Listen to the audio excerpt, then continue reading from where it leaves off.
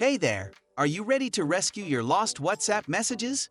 Today, I'm here to guide you through the step-by-step process on how to recover deleted chats on WhatsApp without backup. Let's dive straight into it. To restore your deleted messages on WhatsApp without a backup, here's what you need to do.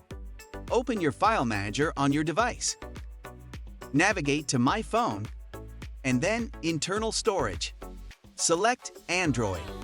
Now click on Media. Scroll down and locate the option named com.whatsapp. Enter the WhatsApp folder and then head to Databases. Select all the files in the Databases folder. Once you've selected all the files, click on Copy. Now, navigate back to the previous folder and find the Backups folder. Paste all the copied files into this folder. And that's it. Once all the files are pasted into the Backups folder, your deleted messages on WhatsApp will be recovered without needing a backup. That wraps up this quick tutorial. I hope you found it helpful. Stay tuned for more useful tips, and I'll catch you in the next one. Peace out.